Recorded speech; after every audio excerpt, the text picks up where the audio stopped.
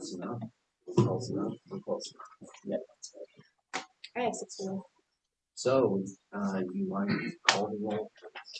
Bergstrom. Yes. Merritt. Yes. Taylor. Here. Thompson. Yes. Van Sickle. Yes. Approval of the agenda. So moved. Second. Bergstrom. Yes. Merritt. Yep. Taylor. Yes. Thompson. Yes. Van Sickle. Yes. Start things out. Middle school student presentation. Absolutely. So every month we're bringing either elementary, middle school, or high school students to showcase a little bit of what's going on in our buildings on a daily basis. If you guys remember, we really restructured the middle school schedule this year to have an exploratory pathway, as well as some courses that are opposite of physical education. So Mr. Carlson invited Ms. Keenan to be here tonight. And is there anything else that you want to add before the students start? Sure. So this is a sixth grade exploratory class. It's a class that goes for a semester long, but our kids have it every other day. So we kind of have a mix of two different classes. They learn different leadership skills, and I think they're presenting on what it means to be a bulldog. Hello, we're Ogden School's Dogway. Hello, my name is Autumn Martz. My right is Charlotte Williams, my left is Diagonal Middle School. Hi, my name is Natalie. Our goal is to make our school a happy and safe place. Hello, my name is Carly. Today we're here to show you what Dogway means to us. Our Ogden Community School District is a safe, enjoyable, kind district. First off today, we've been out kindly and teaching with the Letter D book, which you can not. I'm Kylie. Today we will be presenting the D in Dogway. The D is for students to have a determined mindset. We decided to go all out on the designs, making it pop and fizz with colorful designs. These designs are to show kids to be more bright. The reason we did D is to show kids to be more confident, to have better mindsets. The reason we want them to be more bright is to have better mindsets, is so that they can have more responsibility doing housework, homework, and being more productive than sitting inside watching and playing video games. Thank you for listening to what I have to share. Next, we will bring you out the letter A. A, always aware of making a difference. Now we're bringing out Jaden with the letter W. Hi, my name is Jaden. Today, we are presenting what the W means for Dogway. W means to always have a winning attitude. Bulldogs are always trying to show a winning attitude. We can do this by being positive about everything, even if it isn't great. We also can show this by being kind to everyone, even those who are mean to us. These are two main ways we can show people to have a winning attitude in dog, because we are bulldogs. You should always try to have a winning attitude, because that will get you very far in anything. Thank you for listening to what I have to say. Finally, we're bringing out Rachel with the letter G. Hello, my name is Rachel. Unfortunately, my partner Leah isn't here today, so I will just be saying all the lines myself. Ogden will have a good attitude. Ogden always works together even though we aren't a big school. Ogden also has hard workers and very competitive students. Ogden tries their best in teaching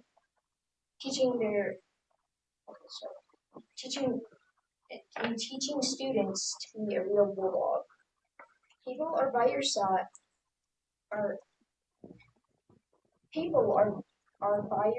and be there if you ever need help. Ogden always tries their best to spread positivity throughout the school. And that's all I have to say. Thank you for listening. That's great, everyone. Good job. Everybody worked so hard on this. Everyone worked so hard on these art pieces. Great job, everyone.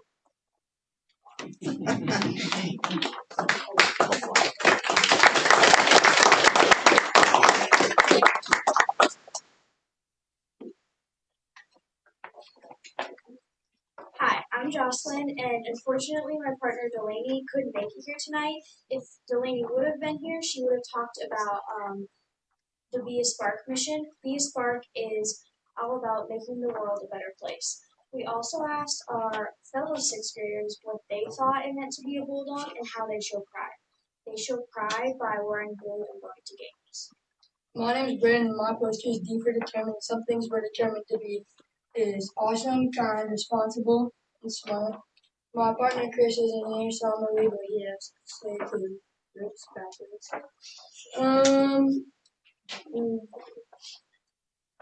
More things that we're determined is to have good grades on tests, talk to people. Oh, that's it. Hi, my name is Allison, and we show the letter A, always aware of making a difference. We are Ogden Bulldogs, and we never stop being kind. Here are some ideas. Don't litter, cut down less trees, recycle, hold open doors, clean up our parks, and use less paper. Sadly, Christian couldn't be here today because he is on vacation, but he wanted to say that being a Bulldog means that you are always aware, always helpful. We always want to see people making a difference. My name is Isaac, and we're going to talk about our poster. And our poster represents what it means to be a Bulldog. And it says winning attitude because Ogden always has a win. Hi, I'm Carson. One thing that Ogden has a winning attitude in is sports. Sports Ogden has a winning attitude in is cross country, wrestling, football, and lots more. That's all about our poster. Hi, my name is Jackson. I'm here representing G for Go Bulldogs. I put the words on our poster that mean dogwood. I put Miss Lake on our poster because she is the face of Ogden. She is always at games, and she is an overall amazing teacher. I put great on our poster because Ogden is a great town, great teachers, great students. I put responsible on our poster because everyone in Ogden is responsible and are great people. Thank you for letting us come here and tell you what it means to us. Oh my goodness. Thank you for letting us come here and tell you what it means to be a Bulldog. Do you guys have any questions? Oh, whoops. Nope. We're doing the mission. Can you join us in the mission? Ready? Community school district ensuring nurture excellence where every student is engaged, educated, and ultimately empowered. Skills necessary to thrive. Engage, educate, empower. Okay, now do you guys have any questions?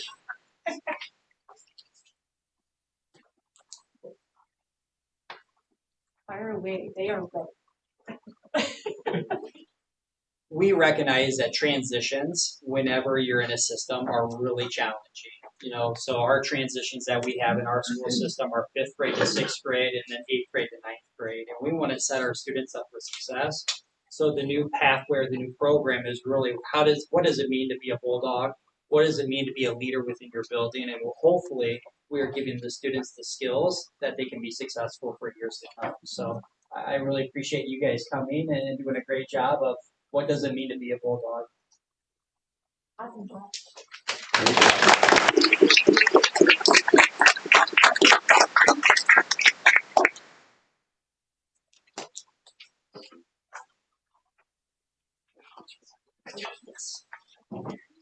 And you guys are welcome to stay for the board meeting, or parents, thank you so much, and you're certainly welcome to go. Oh my goodness.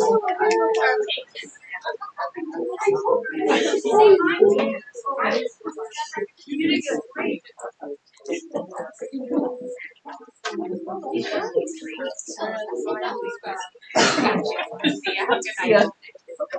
Thank you for being here. Thank you.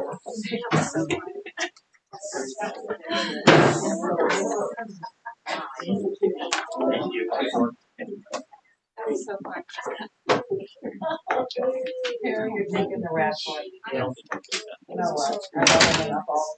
Formal meeting and speaking.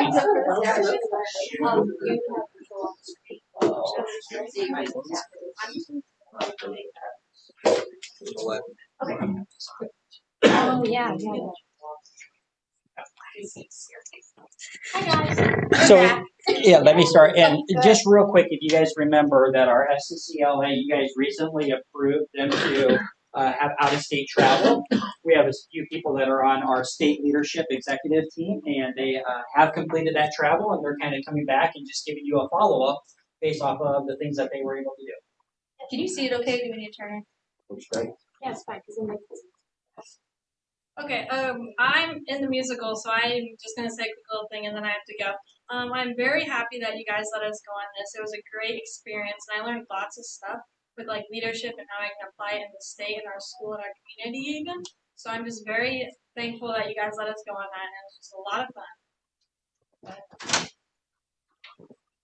Thank you. Okay, so I'm Bailey. Jane and I both attended the FCCLA Fall Leadership Institute.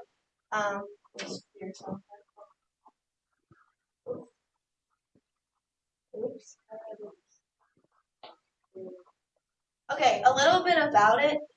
Basically, FCCLA has joined forces with the Disney Imagination Campus at both Anaheim and Orlando Disney parks. The Disney cast members led leadership and teamwork workshops within the Disney parks in October. And this is a very unique experience that only 500 FCCLA members were able to attend. We went to Anaheim on the 24th through the 27th.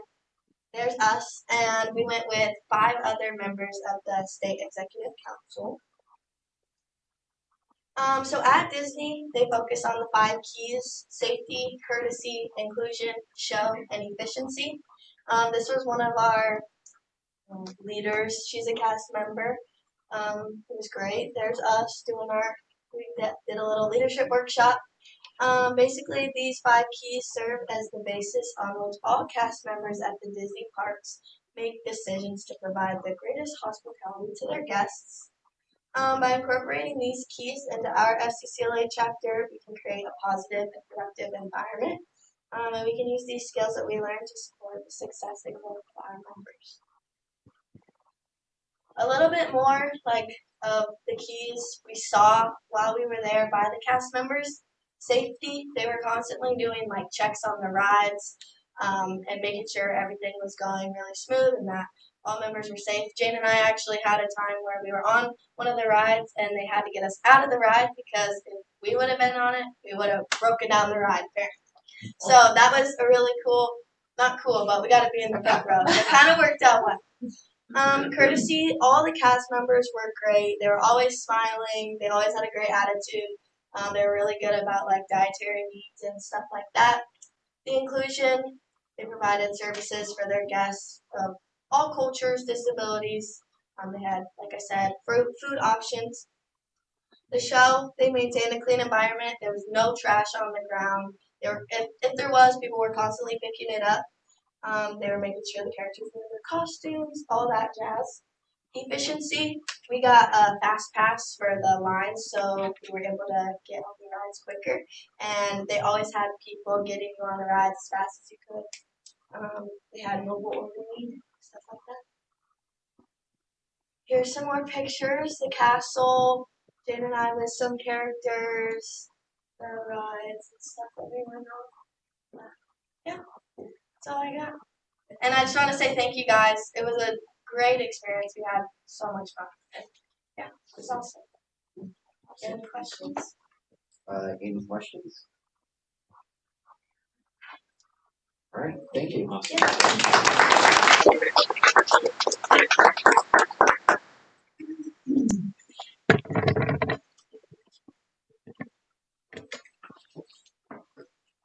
Moving right along to principal reports. Who would like to go first?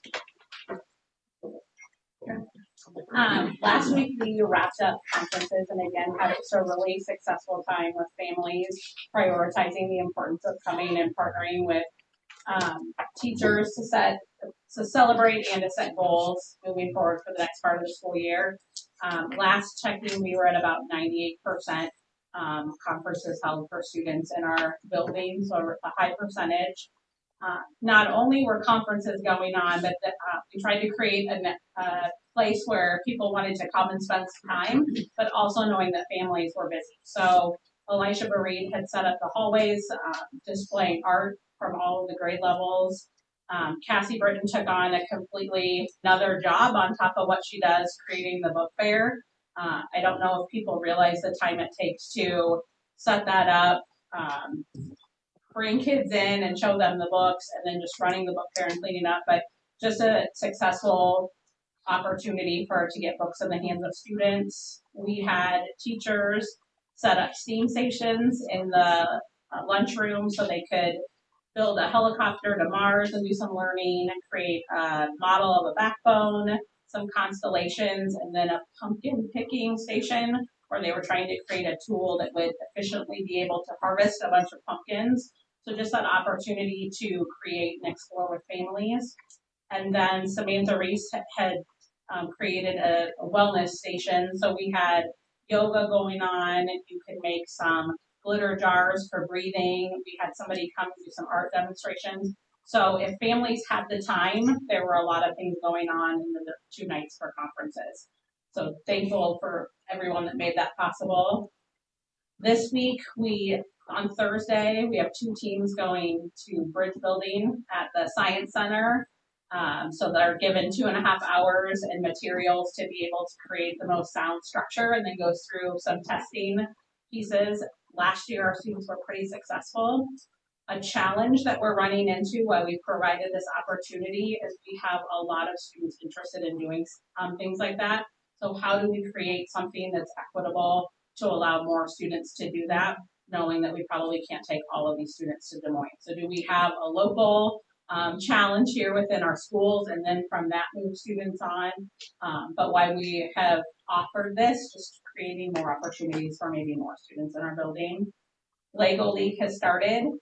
Students are really excited about that, working with Ms. Hudnall and Ms. Postotnik, but again, thinking about materials and how do we create some opportunities for even more students that are interested in that. We've kind of talked this year a little bit about our building WIG or our goal. So thinking that if our teachers engage in the science of reading, we'll grow stronger readers. And Wednesday, we will have wrapped up Unit 1 of letters training that we've talked about. So 1 of 4 units this year, and then the next 4. But I think what's been exciting about that is now conversations are shifting with staff members. So when they're meeting as grade level teams or with critical partners, they're starting to talk about, we learned about this or had this conversation in letters. What does this mean for these students that we're problem solving? Or what does this mean for our core instruction? So as they're coming together and having their weekly meetings and holding one another accountable and making commitments, it's exciting to hear some of those shifts in their conversations about how it's really going to come back and impact our students. With that, the state of Iowa has purchased a new tool called Amira, and it is a AI tutor that can give automatic feedback to students. And there's some research behind that, and if students spend 8 to 10 minutes per day working through that, how it's that direct feedback. In different states last year, it was used maybe as a summer school opportunity or an after-school tutoring process. So we have seats for our students that are available to us through the state, and we're going to start rolling that out to maybe some of our after-school kids club or before school, just to kind of see how our students respond to a new tool that aligns with some of the work that we've done around science and reading. And then the last thing is to think about 2 other assessments have kind of wrapped up in the building recently. So our 3rd graders take COGAT, the Cognitive Abilities Assessment, and that kind of serves 2 purposes. It's an identifying tool for students that might need some extension or part of our identification process for talented and gifted, but it also tells us some learning styles for all students and strengths that they have outside of how we typically assess students. So it gives us great information for all students. And then Ms. Rankin just wrapped up 2 pretty intensive assessment pieces, both IGDs and GOLD.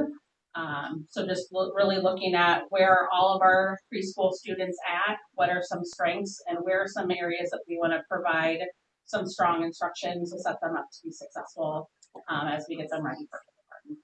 So another busy month, but I just appreciate the hard work that all of our staff are digging in and doing. Any questions? I have a quick question, if that's okay. Yeah. So this AI interface with students, how does the AI interface with the kid? as far So as they take a placement assessment that's aligned with standards. And after they do that, students have, so let's say you have a third grade student, it will place them where they're at from their assessment.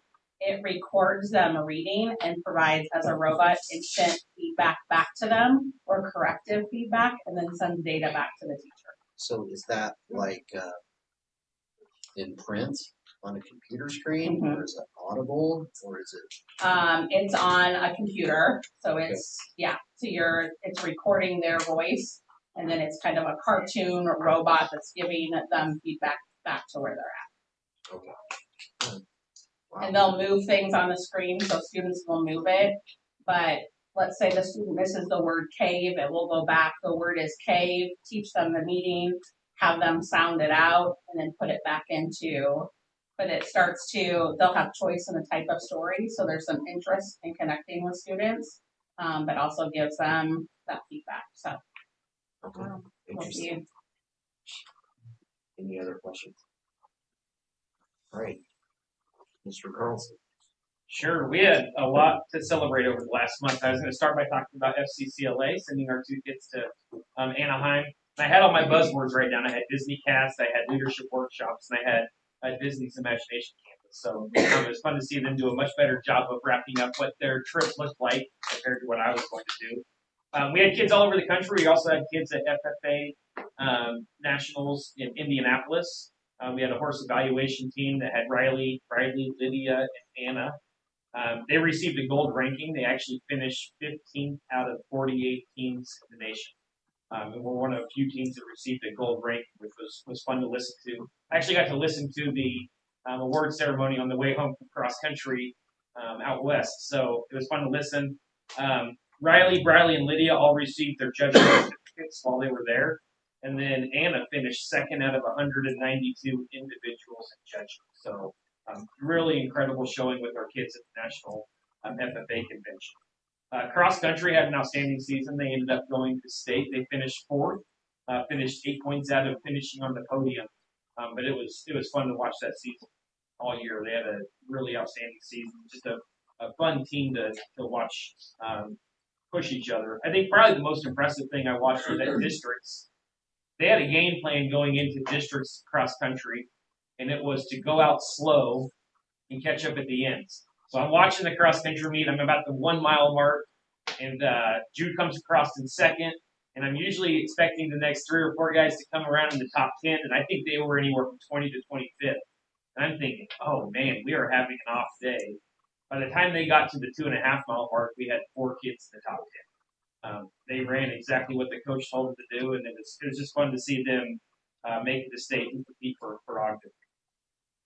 Today we had, I got to experience my first Veterans Day ceremony here in Ogden, put on by Miss Fetcher of the junior class, and that was impressive.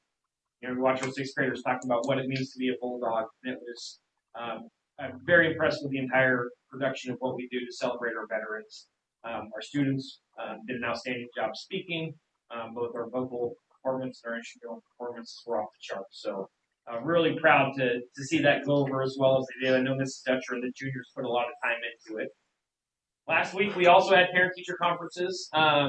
We've used the same format at Ogden Middle School High School since COVID, and things ran smoothly, but I think we're going to look at exploring different ways to increase both our participation numbers, but also have some student accountability and input into our conferences moving forward. So we want to figure out how do we get more exposure by our parents to more teachers.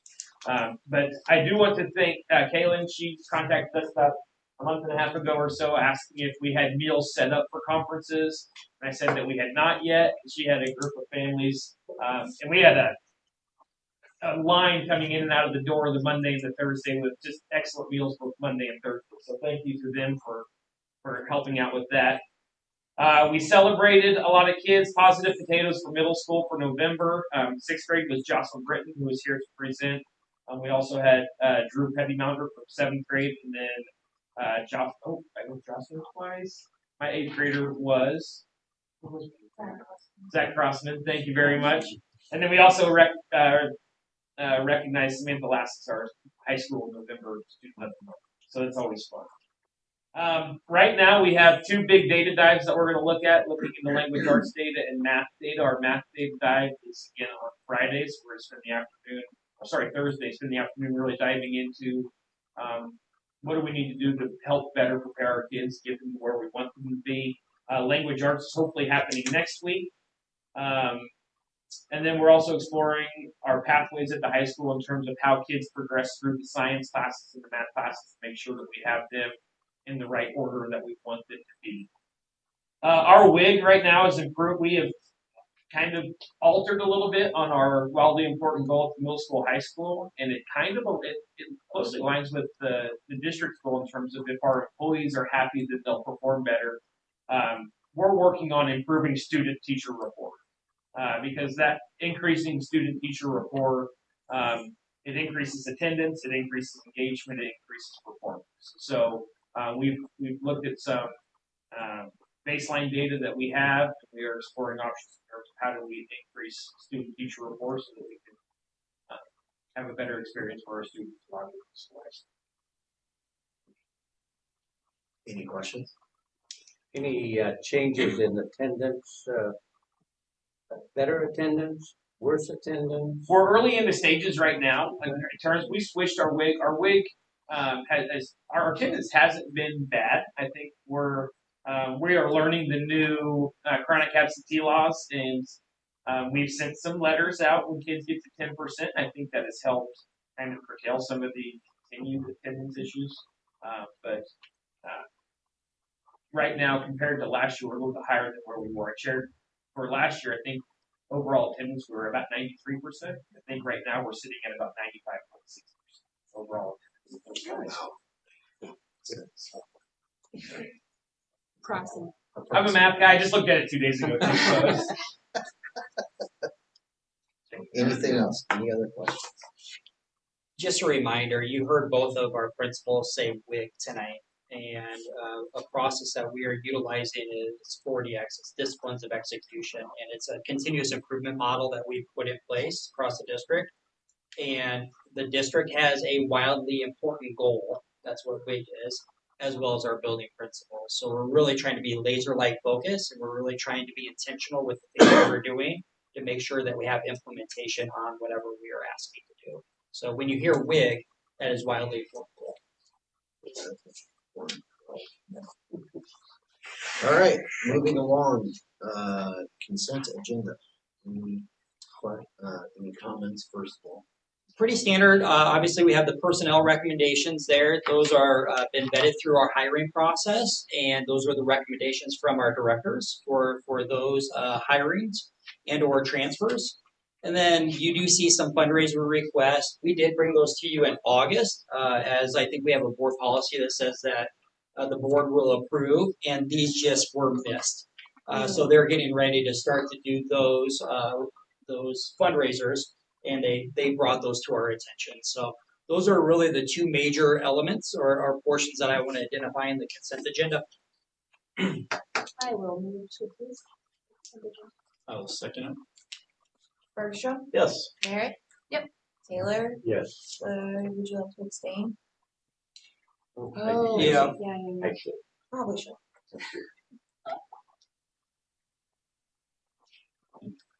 We have him as He's on. for those. Oh, he is on there for a he's on substitute there. bus He's on driver. there. Yeah. Yes. As a sub-bus driver. Thompson. Yes. Fansicle. Yes. So, action items. Flexible fund transfer.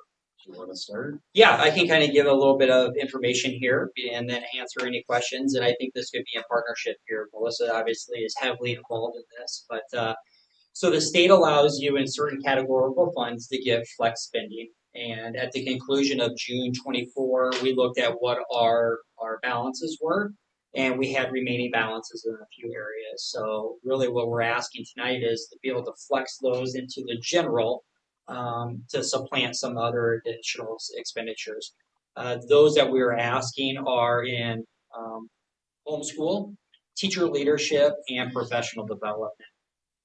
Really all of those, we kind of have answers on why we have balances, Example being like teacher leadership, we were short a position last year. So we are now fully staffed, so that we don't believe that we will have that much carryover in that categorical spending.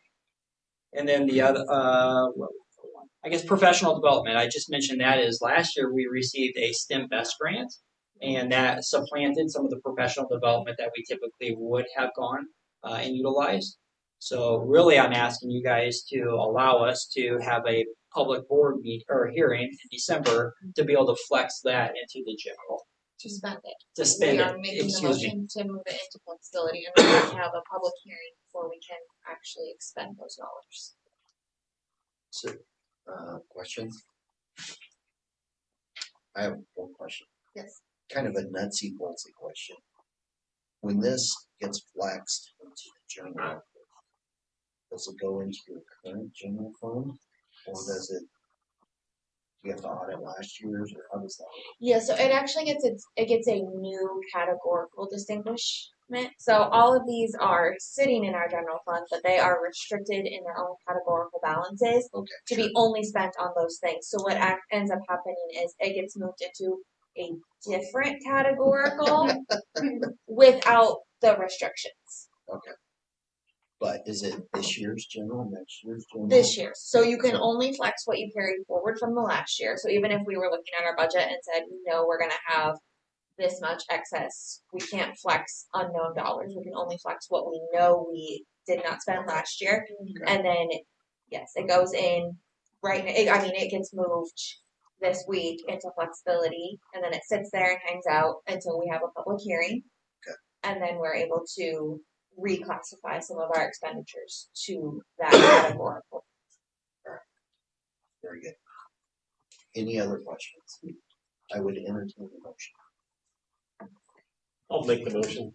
We move the 190,450 from the three categorical funds listed into flex fund and set a public hearing date for December 9th. I'll second that. Bergstrom. Yes. Merritt. Yes. Taylor. Yes. Thompson. Yes. Van Sickle. Yes. Facility master plan is Sure. So in your guys' packets that you received, you have a proposal from FRK. I have John here with FRK. If you guys have questions, A, I can answer them, and B, I also have contact with FRK here. A professional that will be able to answer all your questions and or even go over the proposal. But a little bit of go back in history. If you guys remember last year, we allowed the facilities assessment. And that facility, audit was really just to kind of analyze. I've always used the analogy of looking underneath the hood of the car. In April, they came and they presented that information to the board, and ultimately they said that we have good facilities, but if we neglect them and we don't do things, over time they will deteriorate. They also identified things that we need to continue to look at improving for efficiencies and our programming that we want to do for students. And ultimately, they came up with millions of dollars over the next 10 years that we need to probably be addressing. So I want to be able to move beyond just, hey, we have this assessment, this audit. What do we do with that? In September, I had a subcommittee meeting with 2 board members, and it's our facilities meet. And we said, so what is the next step? And the next logical step would be okay, we had the audit.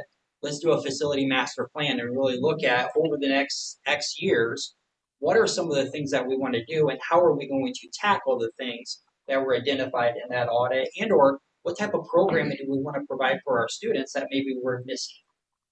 So FRK has done work with Ogden and I think has a good reputation with the district, and it was asked that maybe they lead and facilitate some of that work. So ultimately, you guys have in your packets here kind of what they will be doing and leading really a group of stakeholders through that organization. Assess, vision, refine, and activate are really those critical steps that they will be doing. But they will have subgroups come in January through May, June timeframe, really answer and facilitate some learning, and then ultimately be able to present to the board a comprehensive kind of packet, and maybe some conceptual ideas to be able to address the things that were maybe in the audit and or what comes to light by doing this work on what programming maybe. It may come back that we're doing everything fine, but I think we need to get everybody at the table to be able to do that. You guys see the pricing there, and if anything were ever to move beyond that concept, and maybe we start to look at, hey, we actually want to tackle some of these projects. We maybe need some actual construction drawings and those types of things. You can see a portion of what we would be agreeing upon or spending to FRK would be utilized for those design work. So that's kind of an overview of the packet. And I guess, John, was there anything that maybe I missed that you guys would also include? I think you covered it mostly. Like you said, you have the nuts and bolts of your assessment.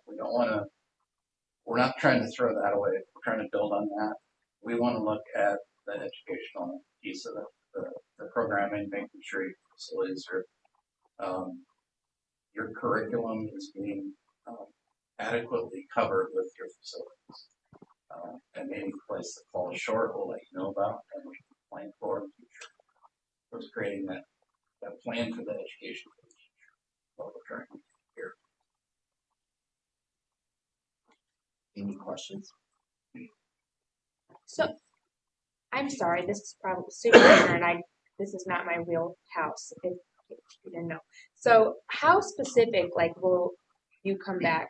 I mean, let's say, well, it seems like you're short 4 classrooms, probably need those in 3 years. I mean, are we talking that type of planning, or is it more broad? Do you get what I'm asking? What would just be an example of something you may come back with?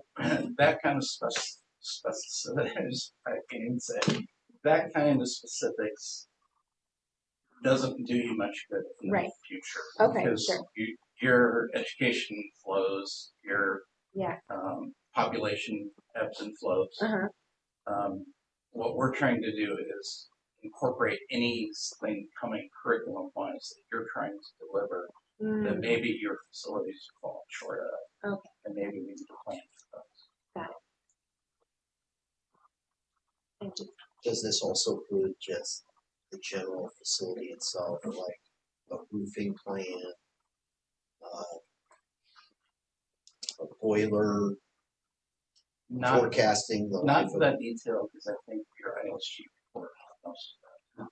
Okay. So we will review that, of course, and kind of incorporate the nuts and bolts of that. Have you ever been in a situation where you look at the audit, or an audit, right? And you're evaluating things as well, and you're like, oh, well, audit kind of missed this big piece, or it overemphasized a piece that maybe we could put on the back burner. Do you ever get in a scenario where you're like, Yes. It's happened before. And it's our professional responsibility to let you know about anything that we see. But it also may not be an intentional thing. It may be your curriculum has gone away from that area needing to be updated, like they're saying it needs to be updated. Therefore, we may be planning to well, people may look at things through a different lens. So it's like you might have a higher priority on a certain thing that the audit did, or vice versa, or whatever. So correct. It's just aligning our thoughts with your outlook towards what you want to do is kind of make sure that we're not leading you in a direction. So back to what Kelly asked, as far as forecasting the right amount of facilities for potential student growth, student decline, that's not part of what you do. That will be kind of part of what we do, but it won't be. I mean, you're short maybe 3 classrooms, maybe 4 type of. It won't be to that level necessarily. But we will look at your facilities that you have, let you know that they can operate in education. Okay. Almost. Repurpose certain areas, et cetera, et cetera. And we'll look at all of the facility mostly concentrating on your notes. Sure, elementary. Sure. Look at those spaces. Let you know kind of what they're designed for now, and look at does that align with what you want to build in efficiencies, etc. Yes, that is part of it. All right. Any other questions? Two things I just want to add too is a lot of times you'll work with a demographer and they'll identify, hey, this is what we think. And Ogden's really an anomaly a little bit where, our open enrollment, we are plus 180 students open enrolled, and it's really hard to project and predict that. But I think that we look over time that our enrollment has been pretty, even though we declined this year, our certified enrollment. You look at our kindergarten through 8th, 9th grade, we're consistently in that 45 to 55 range. So I think it's really something that we can plan for. And I do think that this is also an opportunity for us to say, what are the things that maybe we're missing for our programming? What programming do we want in 2028, 2030? If we wait until 2030 to say, oh, we need that, it's not going to be in place until 2035. So what could be that program that sets us apart? What could be that niche thing that our community needs? And I don't know those answers. I think it's an opportunity for us to really analyze and assess everything. I always use the analogy, let's plan our work and work the plan. And if we don't create a plan, it's really hard to work that plan. This gives us an opportunity to do that. Would we be able to have some work sessions, whether it's us and maybe some faculty or some community people to? Yeah, is that part of it? Where part of our process? What we'd like to do is get a committee together that includes some of the board members, community members that are influential, students, faculty, your own administration, in a committee, and kind of do some visioning over a couple of nights. Talk about what's out there, what needs to be done, what's good for the community, what can support the community better, and start talking about spaces for those. So we're kind of saying like we're gonna have to build something. I mean that's kind of eventual, right? I mean like, and this is kind of telling us like this is your biggest bang for your buck. I think it's going to maybe hopefully identify what programs are we maybe missing, or are there ways that we can do things better or more efficient. Perfect. Maybe, and I can't say that we're going to be adding on. It may be repurposing spaces that are maybe a little bit old to be able to be more modernized, to be able to serve our students not only today but for the futures, the years to come. Great. Any other questions? Thank you for taking the time. How many of these master planning contracts do you do a year roughly with schools? You guys do a lot with schools, I know. Do we of master planning? Probably 3 master plans a year. Are there? Do you have any trends on those? Obviously, that's not that many, but any trends over your experience on what are the 1 or 2 main points that usually come out as a common denominator, or is it no, 2 different? It's pretty district specific. Okay. Because some of the districts we work with, we just led one through their losing population at a pretty drastic rate. So they're consolidated. So we spent a year and a half getting them back to smaller number of schools. That's more painful. We worked with big districts, like Quad Cities, the metro area, that want to expand. We're taking a big high school and making it 1,800 students instead of 3,500 students by 2030. So it varies all over the place. There's really trends. The big trends are educational. CTE is one of them. A lot of we pulled that out over the years. A lot of districts need to put that back. So there's a lot of drive towards that. Makes sense. Thank you. I will entertain a motion. There's no other questions or comments. I'll make a motion to approve the facility master plan FRK for 2007. Second. Bergstrom. Yes. Merritt. Yes. Taylor, Yes. Thompson, Yes. Van Sickle. Yes. All right, moving on, civil engineering proposal. Yeah, so thank you, appreciate it. Thank you. Want this to be a discussion tonight, but I guess I'll start and I'll kind of introduce it, kind of lay the foundation here, and then be able to ask questions here. But Bishop Engineering has worked with FRK, so that's where I initially landed with them. And I've been in the district for 18 months, and an area that I've seen as an area of need.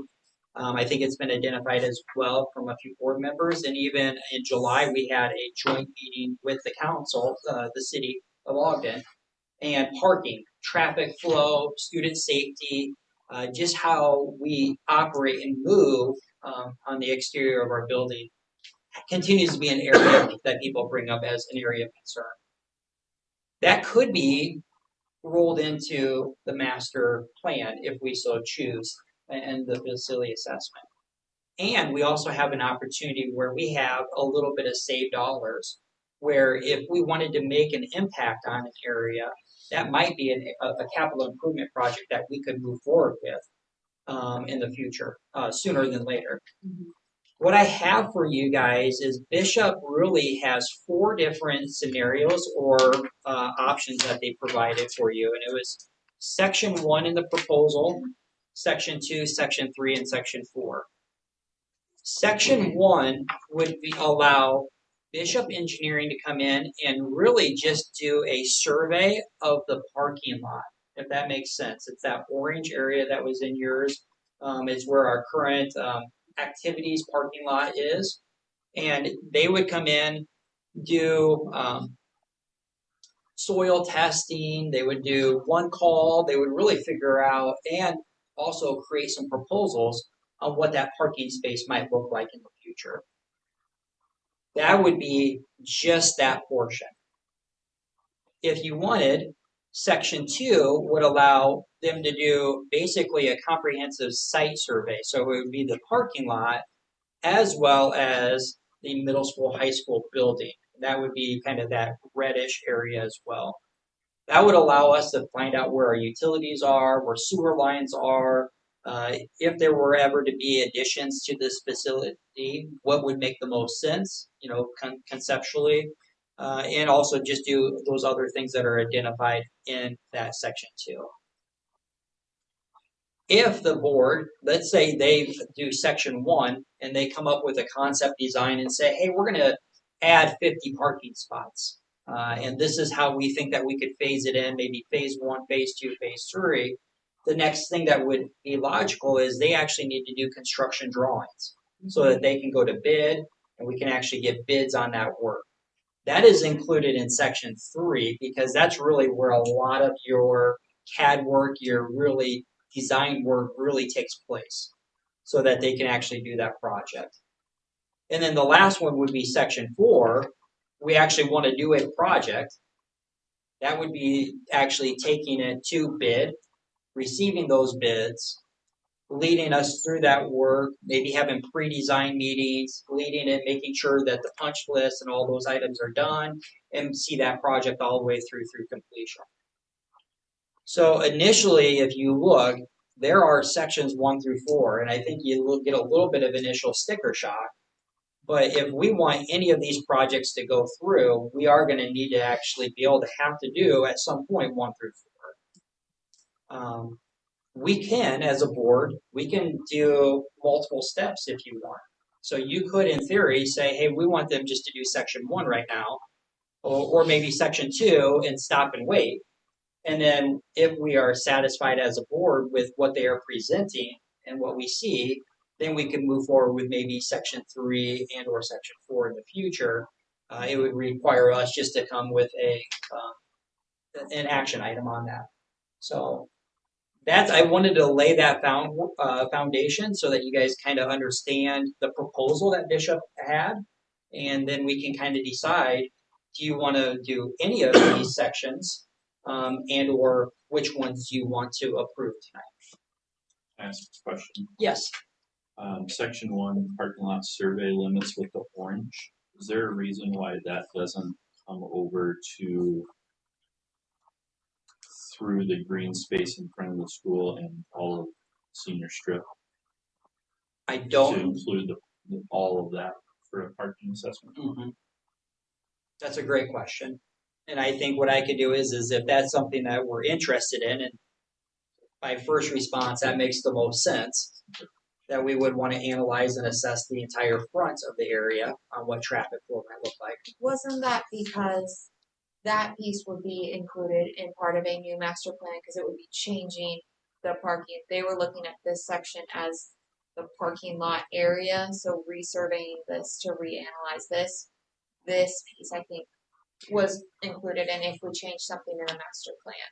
What I initially told them is that we would likely have to do this in multiple phases. And I think that they maybe just narrow down and just looked at, hey, this might be the first phase. Okay. But I'm wondering, now that you say that, would it be more advantageous for us to say, hey, let's increase the scope of that, and section 1 is truly Senior Drive, Bulldog Drive, etc., the front of the building. Yeah, unless it's something related to the building, like in the development, something expanding the building or that direction. I was looking at the same thing for master parking lot planning. I start right here in front of the long jump and follow that fence line. Include that property. Oh, even down to the south. Yep. Yeah. Because that's, to me, that's where a lot of activity parking can happen if it's set up for it. And the other big item is traffic flow coming out on the Southwest Fifth. And yeah, at first glance, I like the idea of focus on section 1 and 2. I think you do them together. That way you have you've got the site survey with the preliminaries at the same time. My guess is that'll probably cheapen up the site survey rather than if we wait and do that late. Yeah. But then we're not pulling the trigger on everything until we see proof that it's a viable plan and maybe that's time to do it. Kind of like that too. Will the cost change because we're asking to include area that is outside of their boundaries? Do we need to have a new? I can ask James. So if that's something that the board approves tonight, we could approve it up to that. And if he comes back with a modification, I don't know. I guess I don't know how that would work. If I have to wait until December or not. Because I agree. I actually think that if you look at the scope of that work, I would probably follow, and this is my fault, but I think I would follow the fence line on the long jump and include that portion of our, the eastern portion of our property. Mm-hmm. Yeah, I think I would want to include the new drive in front and see it. Obviously, there's some flow issues there. Mm-hmm. If we're doing the master plan on the parking, that's all part of the conversation. Yeah. One thing that I would want to point out is that he did say that sometimes he has seen where communities or school boards, they do a portion, and FRK is doing the master plan. They analyze and they say, somebody mentioned CT. All of a sudden, hey, we get really excited. We need a CT area. They kind of plop a circle or a square on a map and say, hey, we think this might be where it might want to be. And then they haven't done the master planning and seen where all of the things are underground. And then all of a sudden it derails the project. And it would probably be advantageous if it is in partnership so that the information that they receive here informs FRK why they are doing that work, if that makes sense. Yeah. So you're saying we should maybe just stick approve section 1 and 2 for tonight? Is that what you said? That'd be my preference. Yeah. But then we're worried that it could possibly, this quote could possibly not be accurate. Is that right? So could we just say like, right? So can we say like, okay, so that's what that 1,800. So can we just say like, we would approve up to, I don't know, 30 grand towards this? I mean, can we say that? Or does it have to be specific? I mean, I don't know. Just so that sections 1 and 2 up to a cost of whatever. Would you be okay with something like that? You're at 18,000 for those two. Up to 20. What if it's 22? I'll talk to James. So can we back up a little bit? Yes. Through the assessment and the audit, did that reveal that, hey, you are X amount of spots short? Was there ever a number that's been bantered about? Yeah, I think so. Yeah, so we currently have on this grounds 171 parking spaces. And they said that we are short when we have activities at night. I've tried to talk to West Central Athletic Conference schools, and it seems that parking lots are actually something that a lot are putting in right now. And it seems around that 250 to 300 range seems to be about where schools are going. So, in just my scientific assessment here, we are probably 100 parking spots short on this grounds. Okay, so that's good. Yes. So yeah, I don't think we want to do all this work and have 10 extra spots. Right. Conversely, I don't think we need 500. Right. So what is that sweet spot that we have adequate parking? And my guess right now would be 75 to 100 more spots. And that still isn't going to serve when we have a youth wrestling event, that one off. But this could help definitely with some of those. So just a big picture question. For those half a dozen events that we have here, what is an acceptable amount of commitment for the school district to add parking spots for a very small, it's like 6 events a year, right? So how much can we justify as a school district having X amount of spots for, quite frankly, 6 events? Well, I mean, I don't know. When we walk to the football games, I mean, as soon as we cross the street, there are already cars. You know, I mean, I know what you're saying, like for like the wrestling tournaments and those types of things, where it's like down Pete and I Street. I mean, I'm with you that it's not always like that, but I would suggest to you that even like the football games, the Christmas concerts, etc. Yeah, geez, it's pretty packed. I mean, okay. I wanted to ask that first. Yeah. I'm not. That's a good question. I would say back to you, Matt, is that I don't think anybody really in town would disagree that we need more parking. Like, right. You know, I mean, you hear it a lot. Yeah, I wanted to make sure we had that conversation before we really got too far. And I don't disagree with yours. I'm just like, but there is a sweet spot to where we can justify adding spots, but to what point? Because I'm assuming this is going to be a fairly large number as far as costs. It's more expensive for a parking spot than I anticipated. With that being said, they said that people are hungry and eager for work right now. So an example, this summer somebody did a parking lot. It was one of our schools in our conference.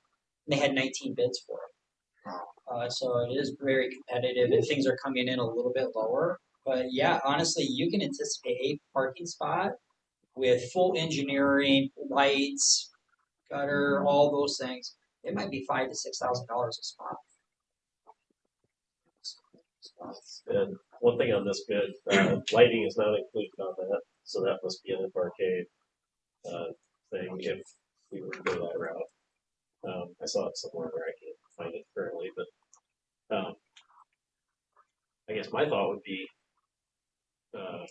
move to approve the first 2 parts of this at the price listed, pending your conversation with them if they agree to do the additional real estate in that, and if we need to do a quick special meeting, if they change the price on it, do it that way rather than risk offering too much up front.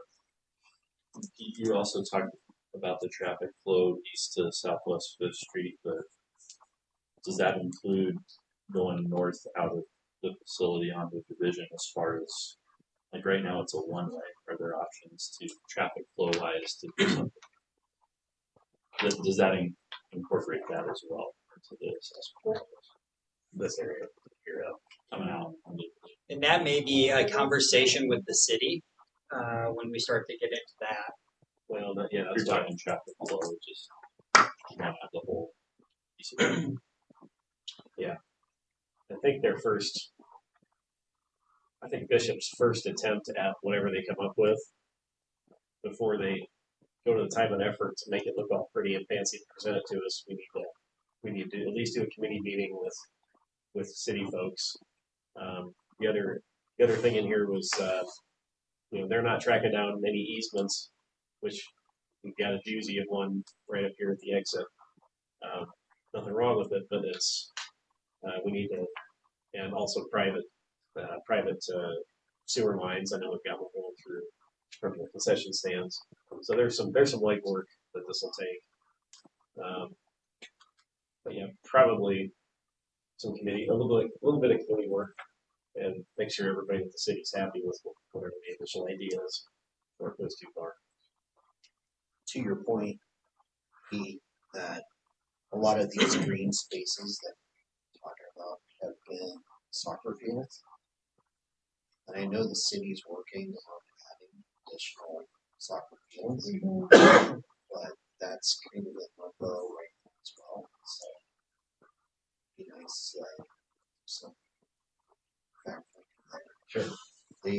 Their engineering, I believe, is some type of here engineering concept back for the property. How that extra green space will be soccer fields, ball fields, parking. So that's another piece to this puzzle.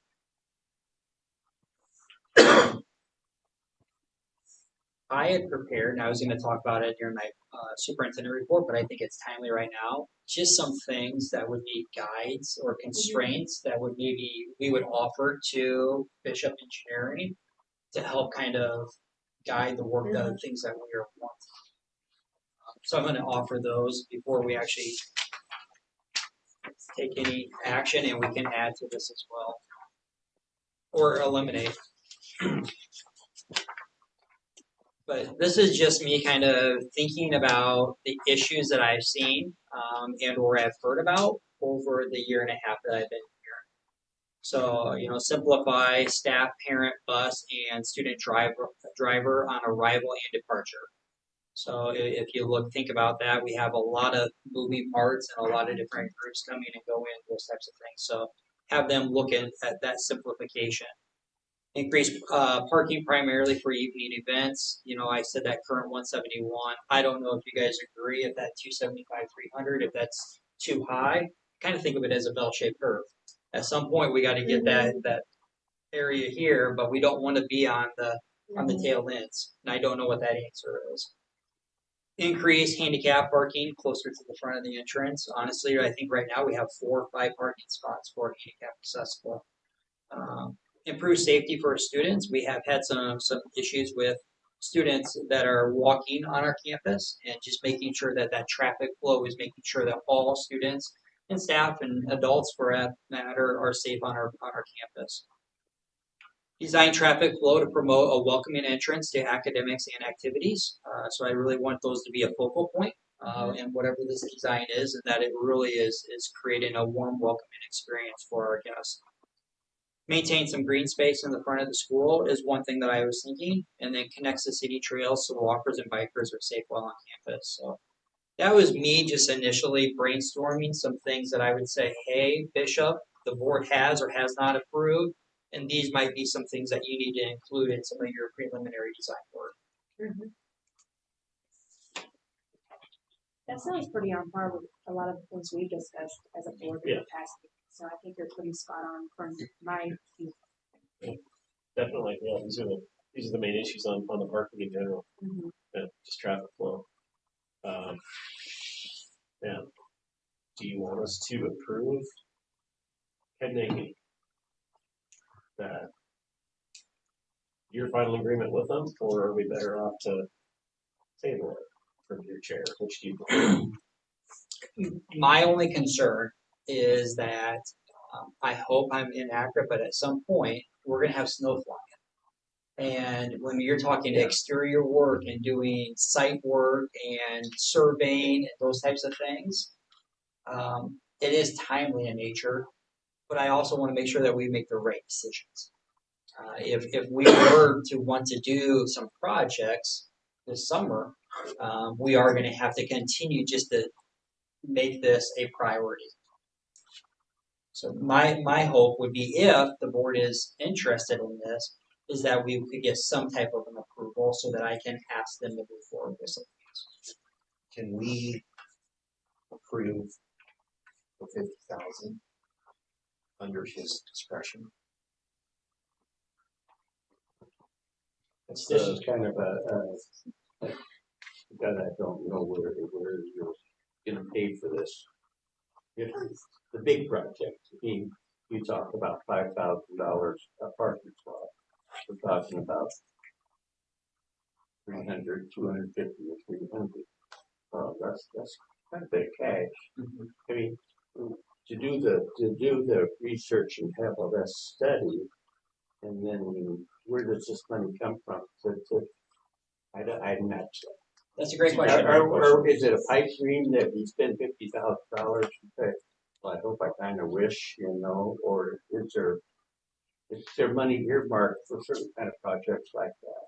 Yeah, so right now we have Pebble and Broder Pebble, and we're doing, like, an example, we're going to do the elementary roof this summer. So we have dollars that our patrons are paying, and we've allocated for that. We also get SAVE, which is that 1 cent sales tax, and we receive that. And those dollars allow us to do capital improvement and projects as well. We cannot tackle the entire parking lot in one bite of this elephant. But I do feel that we probably have around $350,000 that if we wanted to start to make some improvements to this, we can start to bite off portions of that elephant at a time using SAVE dollars, which are really earmarked for capital improvement. And it does not impact our general budget. There are different pots of money for those that are here that we're able to pay our teachers out of general, and this is not in general. It's a different funding mechanism.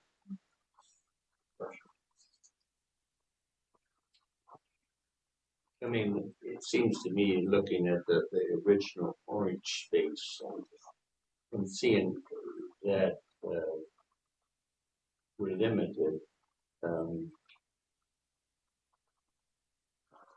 to spend 50,000 or however much, and then only have maybe 300,000. The numbers, there's too much down here without something promised up here. What if we spend $50,000 to get the whole project engineered and planned, and then down the road there's $200,000? I mean, are you guaranteed that kind of money year after year after year, and you'll always? Yeah, so right now our penny sales tax is good through 2031. We'll have to take that to the voters at some point in the future to get that expanded to 2059. Yes. So that 1 cent sales tax, it's a revenue purpose statement is what it's called. And the board, whenever approved that to expire in 2031, because that's originally when the state of Iowa had it expire. 2 legislative sessions ago, they've actually extended that out to 2050, 2055. I'm not sure when it is. But it would take us actually taking that to the board and our community to renew that revenue purpose. If they deny it, they're still going to get the 1 cent sales tax. We just wouldn't receive the dollars. So, but it does take community action to actually get that revenue purpose statement extended out. So a minimum, to answer your question, is right now we have it in place until 2030. And PEPL is in place until 2028 is when that would have to come up for reconsideration for the community. Kind of like Matt's idea, if there's a way to frame it to give Joshua. Well, and the other thing too, just to remind everybody or people who haven't had construction projects experience, once they get these construction documents drafted, they require board approval before they take them out to bid. So you guys still have final say for a moment to stop and tweak or change those before they were to go out to bid. So there are other checks and balances and stop points along this process before there's bulldozers in the parking lot. What do you think, Duffy? Because right now, sections 1 and 2 aren't anything to do with this list. That's just your site surveys. So you wouldn't even get to a redesign or redoing. It's just surveying and. Well, site survey for master plan, construction documents. Here's my concern. I'm sure these guys are good. I don't know anything about them. What I don't want is what the county's dealing with on the dump lanes right now, where they had some firm in to give them ideas on a new clubhouse, and they said, here's the budget, and whatever firm it was, I have no idea. They came in with something 4 or 5 times more expensive. So this is the best we can do, and it's kind of it's a mess. I mean, it's just a mess. That's my watch out. How do we protect the district's tax dollars on in my head, whatever this plan is, it's probably a 4 to 5 phase bill. So we can cash flow it over the next 5 to 10 years. Because most likely how it's going to cash flow. But we got to plan it once and design it once. How do we do that most effectively? That's what I want to get. And how we frame that to these guys, I'm all ears.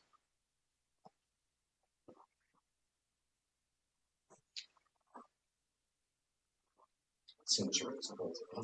Can we do that with what the current proposal is? Is there any part of that we can approve that gets that ball rolling in the right direction for Joshua to take back to him? I think so, but I don't know. I think based off of this discussion, I would feel more comfortable talking to James at Bishop and relaying kind of what information I received, and either call a special board meeting, or can we do it in December 9th and have more information? I'm just not feeling that, unless the only other option would be a section 1 and 2. Would it be to our advantage to at least pass 1 and 2 so they can get going? And I'd be all for it. And I then mean, they've got to do that. then we can, let's say, special meeting or the next month, the rest of the sections. Tweak the scope of it. But can we word it in such a way so that, let's say that, I mean, so 1 and 2 is what, 18 grand? Is that what we said? Yes. Yeah. Well, what if he says, okay, well, since you doubled the size, really 1 is going to cost you 9,000, I'm not looking at it, sorry, not the 6 or whatever. You know what I mean? So he's still able to say, okay, well, they've approved 18 grand, so I can still spend it. You get what I'm saying? Sure. Like, can we Do it word it in once so such a that way so that I'm still moving forward. Yeah, it's messy. What's Or, the best I way mean, for if you? we're talking about special meetings anyway, and we've approved the cost on sections 1 and 2, and they say, well, if we're looking at parking and you increase that section, that actually eats up all of your section 1 and 2 budget. Right. Then we come back for a special meeting to approve, reapprove a new section 2 budget. Section 3. So I guess what you're saying is, like, if we say we're approving this money for 1 and 2, and you two spend it all on 1, that's okay. Like, it's not okay. And then, we can come back and as long as that's, yeah.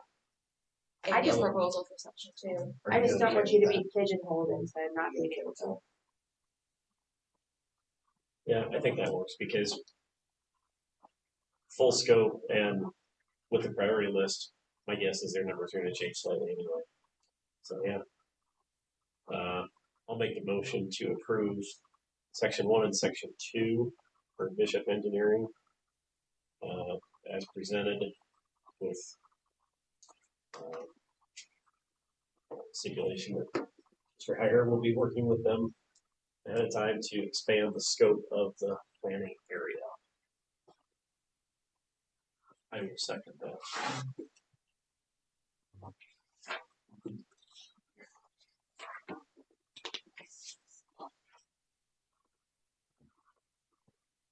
Bergstrom, Yes. Merritt, Yes. Taylor, Yes. Thompson, Yes. Van Sickle. Yes. Baseball, softball, re-leveling bids. Appreciate the conversation on the last item. So I'm learning a little bit more about this, and honestly, it's something I've never experienced. But your softball and baseball infields over time they settle, wind erosion, those types of things, and the dirt to level those out is very expensive. I think it's Shakopee maybe is what it is, and Minnesota. Don't you know? we actually work with I think the Iowa Cubs, but they changed their name, but it's Iowa Field Turf. And they ultimately come in here with a laser and they can tell you how far off first base is comparative to third base and are there any maybe holes and those types of things. And ultimately, every 2 or 3 years, we probably need to be touching up our fields. Otherwise, if they are neglected, it's going to take even 4 times the amount of money that we're asking tonight to even get them up to par. So we want to make sure that we don't neglect it. We received 2 bids on this, and Iowa's Sports Turf honestly was a considerably lower bid for this, but Now, what is up with that? Yeah. Like, it's- it was shocking. And Billy did this legwork for us. Yeah. He even called the other company and said, "Are you sure? Like, I want an apples and apples comparison." And they really were resistant on changing much. And he's wondering if it was an apples and apples comparison. But they reassured that yes, this is our best offer. So the Iowa Sports for the 7,500 per field. Will allow us to bring in, what was it, I think 50 ton of dirt per field and do that laser leveling, to allow us to have a safe infield for our athletes. And also to re-anchor the softball bases. Yes. 750. What fund is that? That is, it's either Pebble or Save. It's one of these because it's site improvements, so probably Pebble this year. But really, the 2 funds are interchangeable for those uses, so one of those 2. Okay. And Iowa Sports Turf Management did the baseball re-level in 2021. We're having So this does not include anything baseball field, the right field, the baseball. Because that right field is a one piece. You just look at it, there's a low spot. So that doesn't include any of that. This is the infield. Just those 2. You're right though. It's bad. Is that where the line went through? And It, you had to part of it was set up? the drainage district. Part of it was always just want to drain. It's quickly. All right. Anything else before motion? One possibility for the difference is your access to Shakopee. So Iowa Sports Turf Management right now, and getting the Shakopee cheaper. Will be in bulk. They might do such large projects that they have it in bulk purchase. Because that's what's going to cost a lot is the material. Got it. That could be. Any questions? I'll make a motion to approve. Mr. Guess is else. No. Looking at the name Iowa Sports Turf. Yep. For the 16,750. Redo the inserts. Second. Bergstrom. Yes. Merritt. Yes. Taylor. Yes. Thompson. Yes. Van Sickle. Yes. Policy review. Thursday style. Just continually with policy review, I think it's just our responsibility to continue to look through our policies and update. I think some of these have been a number of years before they've been reviewed. I think there was only one that had changes, and it was maybe from April 15th to April 30th and a few things, and that was because of the last legislative session. they changed a few things, but really minor changes for these policies. First and final. Well, most of them to the first reading of Okay. those last three. Yep. So any questions on policies? I'll move to approve. Bergstrom. Yes. Merritt. Yes. Taylor. Yes. Thompson. Yes. Vance. Yes. Communications, delegations, and petitions, public comment. No. I don't have it. No one signed up for public comment. I don't know if we got this stuff, but Rudy has a fundraising request for CMS. It was in consent agenda. And yeah, You're already. we were on the 11th. It was in consent agenda on the first, according to the agenda that we picked up. She did that. Yeah. Yeah. I was going to have to tell you guys about. Oh. Oh. Thank I you mean, for you're being here, and already approved, I'm sorry that we missed you. Oh no. At the beginning of the meeting, we had a consent agenda, and we talked about it, and that information has been shared. But if you want to talk just a little bit, give us an overview, we'd love to hear that. Okay. So the CMS Club, we talked to lots of kids around our school.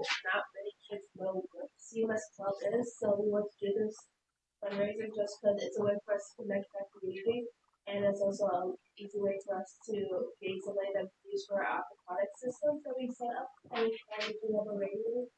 But it would be we go to campus on Main and then people would drop off their gifts and we wrap them for them and we would talk to them and talk about who they're buying their gifts for, and then we would give them back to them, and it would just be a simple thing that we would do for them. I think it's a great win-win. Our community wins, and our students win by more exposure with CMS, as well as having the funds to be able to do things such as aquaponics. So thank you. And sorry we missed you. Thank you and sorry. Thank you.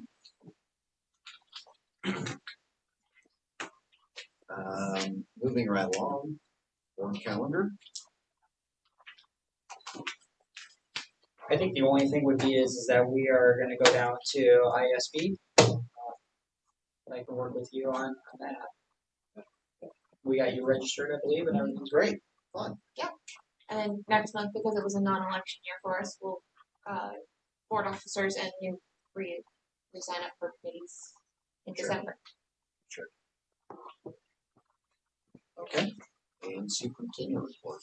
Yeah, I just want to talk to you guys tonight for a few minutes about, it's called the Iowa School Profile, and the ESSA, Every Student Succeeds Act, every state has to put in place how are they going to measure their success. And the state of Iowa previously had a model, it was the Iowa School Profile, it's kind of a report card, if you will, it comes out in October, November. They take a bunch of different metrics and put them together and give you a composite score. It allows you to see how you are doing in comparison to other schools. So I wanted to share how they actually previously did the Iowa School Profile, and they've changed it, and they simplified it and took some things off. So I have the old versus the new that I want to share with you guys, just to kind of familiarize you with that. The data will be coming out. It's embargoed right now, but I would think that it's going to be public within the next week or two. So I think that it was timely to kind of familiarize yourself with what we used to do versus what we are doing, and then I will give you guys an update on what are the results that we've received after the embargo has been removed. So, see here, and I'll walk you through what I'm handing out once I get both of them to you. There you go. I actually should have kept a copy. I have one of those, Melissa. Thank you.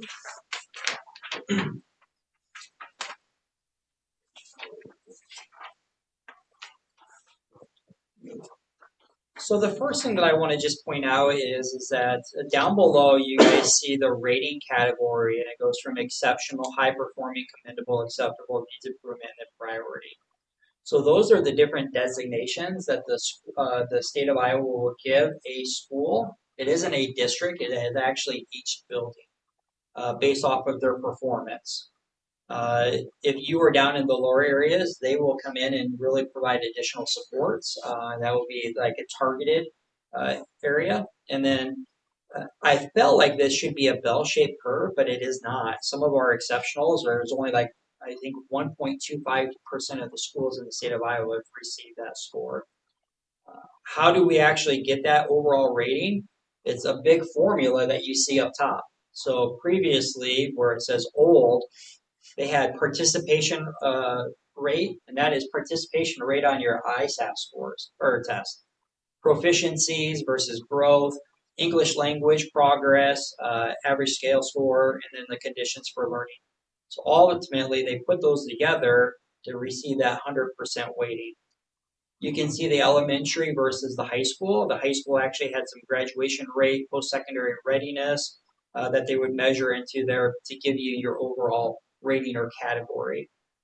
The things that I highlighted in yellow, those are going away, and hopefully you can see the number 1 for proficiency math. That connects to the number 1 proficiency in the new. So the things that are staying are proficiencies, growth, and then English language learner. If you have a sample size lower than 20 for English language learner, they redistribute that portion elsewhere for schools. And then if you want to focus on the new, what is new in the overall Iowa school profile? Science proficiency is going to be new this year. So that would be on our required testings, and that's 5th grade, 8th grade, and 10th grade, where we actually do our ISAT scores or tests for science. And then chronic absenteeism is going to be something that is now a metric that is replacing conditions for learning survey. So they're going to look at your overall attendance rate, and then they're going to identify students that in years past have had chronic absenteeism issues, and then they're going to compare that to what is their attendance rate this year, and is the school district making any headway or gains with those students that have experienced chronic absenteeism in the future or in the past. Does that make sense? Mm-hmm. So you have the old and the new, and then I'll just give you historical. I don't have our new data. Well, I've seen our new data, but I cannot make it public. But I just wanted to kind of tease you guys on where we are currently historically. So you can look at the ratings.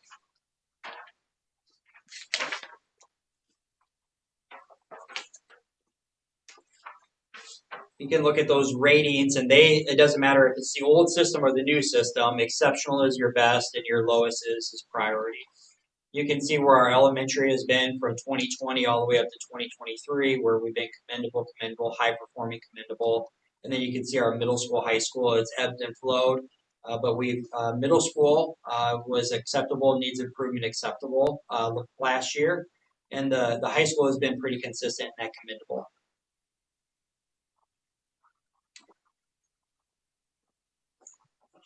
So when does intervention occur? Needs improvement. Yeah, but there may be some, with that being said, there are some times where maybe you have a subgroup that is higher than 20, and they are performing lower than your rest of your population. You may be identified as a school needing some help for that subpopulation. Oftentimes it's like special education. If your special education student population is scoring significantly discrepant comparative to their sample peers, you may actually have to put in some intentional plans to be able to make sure that you're supporting those students and getting their achievement comparable to others. So this is EduSpeed. What do these words really do? I can add that once the embargo is lifted, but it will actually give you the rating. So if you look there, you can see the 300, the 300, the 100, 100, 100. That 900 points is the points that you can receive, and they will actually tell you how many you're receiving and divide those and give you a percentage that you are, and that will actually then have a correlation to the exceptional. So the exceptional, I'm going to say, might be at the 75th. You have to have 75% of your points, if that makes sense. Okay. So I can provide that information in a follow-up once we get our 2020 3/24 results, and I'm able to make those public.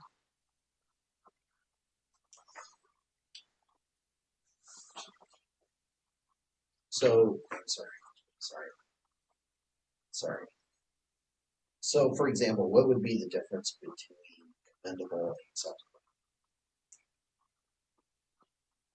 If you were to remove, what are they really saying when Sure. they say that?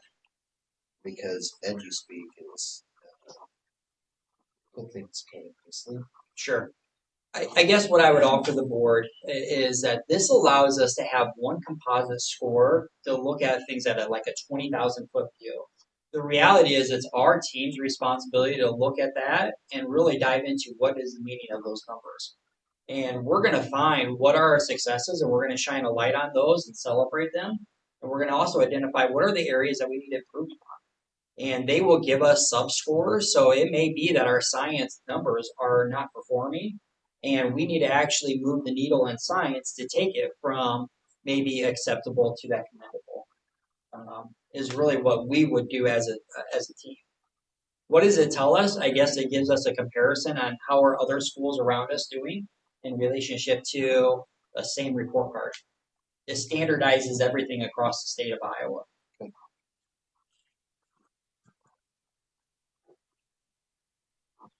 How important is it to compare ourselves to other schools? I mean, is that good source of measurement? I mean, if you're going to be great instead of just good, who cares who is good? You know, if our goal is to be great. How do you show other parents that don't live here? You got to have some metric that proves to other people that this is why they want to move here. That's what I was going to say. The marketing aspect is part of it. Yeah. Especially with open enrollment. Yeah. Yeah, it's not an end all be all report by any stretch, but it's I don't know if I live in the Quad Cities and we're moving to Central Iowa, I don't know, other than word of mouth, this is one of the only standardized report cards you can get district by district, isn't it? Yes. And you can look it up so easily. Yeah. That's right. You can go there and you can look at all 320 school districts and see how their scores are. And you said 4%? The exceptional is 1.25%. It's like 4 schools. That would be school districts. I don't know how many schools in the state of Iowa. There would be thousands by the time you take elementaries, the middle schools, and high schools. You know, Milwaukee, they probably have 25 elementaries right now, so they would be a data point and all And they're that. building 5 right now. Yeah. Anything else? No, I just wanted to kind of present that information and just let you know that the system has changed. And I will be bringing more information on our successes for the 23-24 once they have been released. All right. I would entertain motion to adjourn. Second. Bergstrom? Yes. Merritt? Yes. Taylor? Yes. Thompson? Yes. Van Sickle? Yes. And now I'm like